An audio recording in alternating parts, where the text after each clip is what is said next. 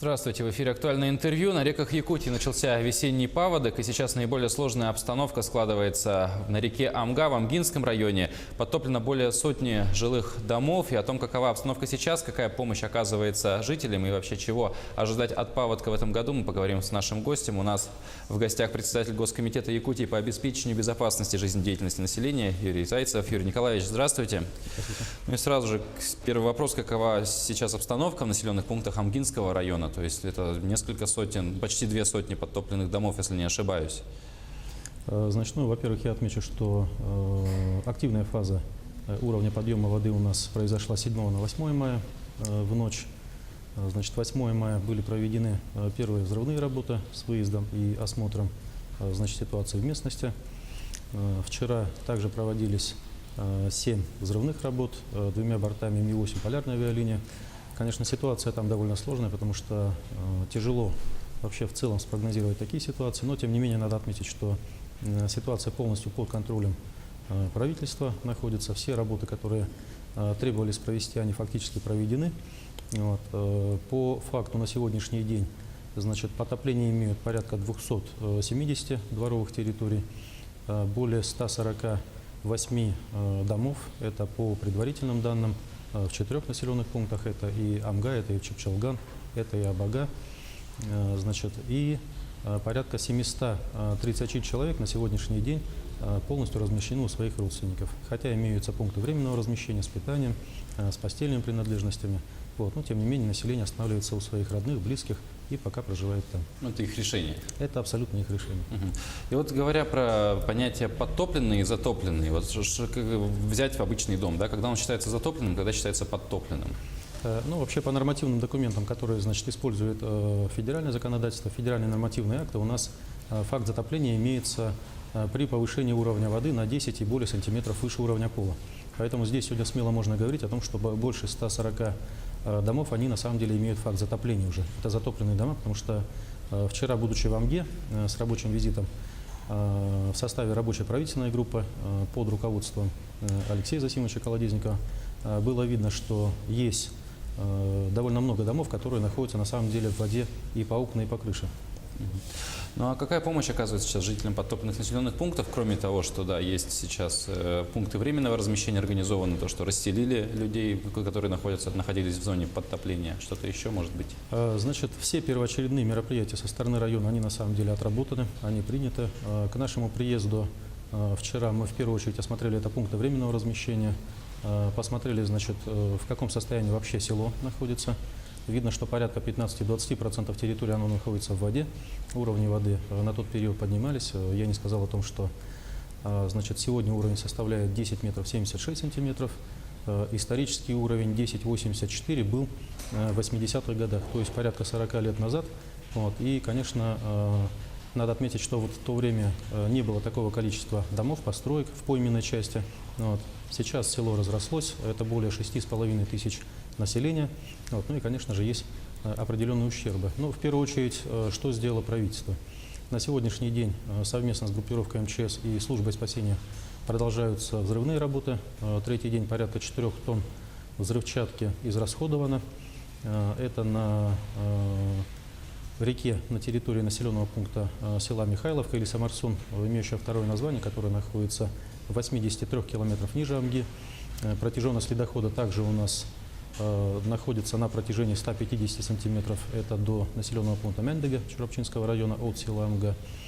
Сегодня были приняты решения о том, что необходимо направить 8 тонн бутилированной воды для того, чтобы, значит, ими были обеспечены школьные и дошкольные учреждения. Там запас воды остался на 2 дня.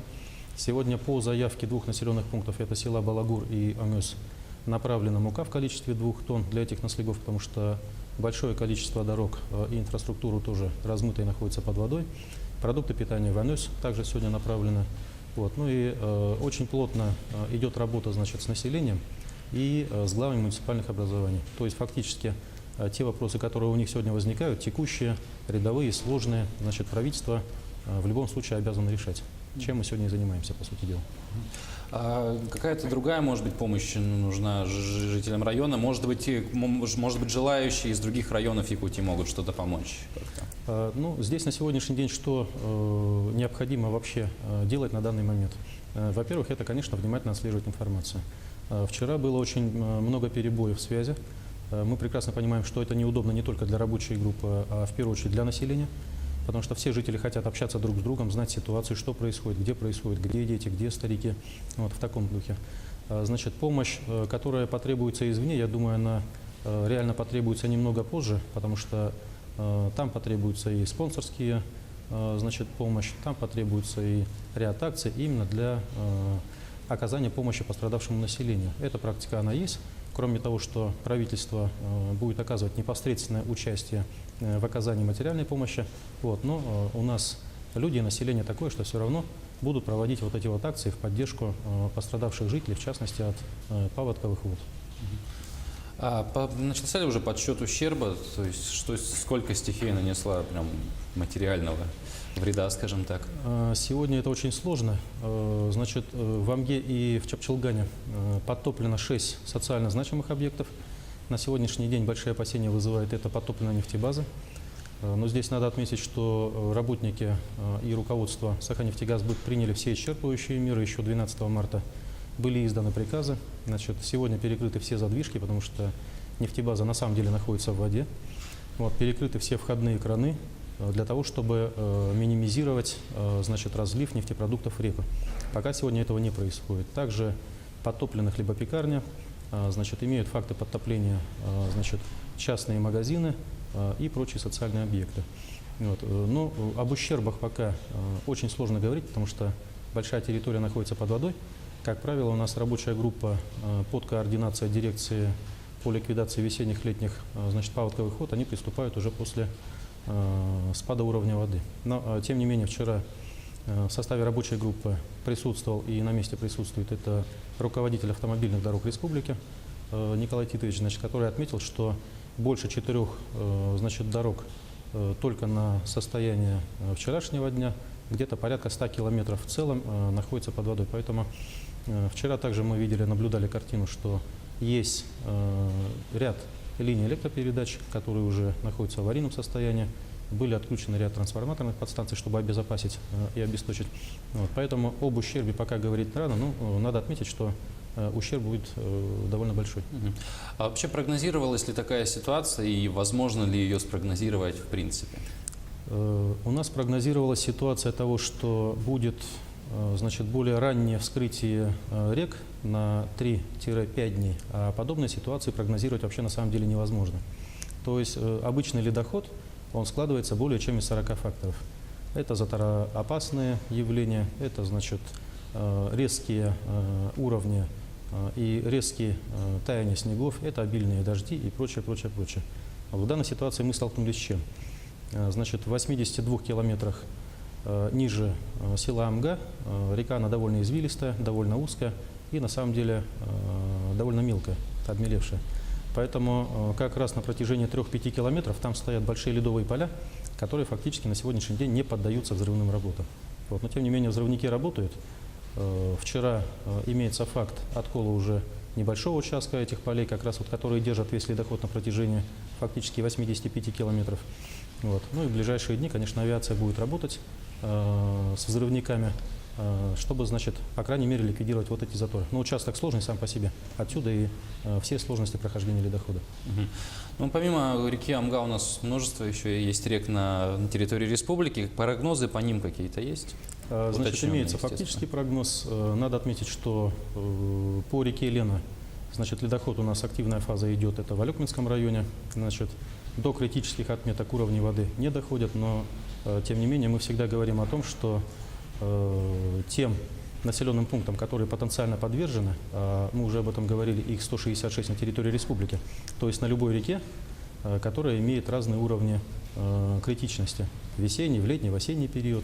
Вот. И плюс 2 населенных пункта мы еще увидели в прошлом году, которые тоже никогда не затапливались, это озерными талыми водами в Абыйском районе. Это значит, у нас был Кен-Кюль и Сыгыннах, насколько мы помним. Вот.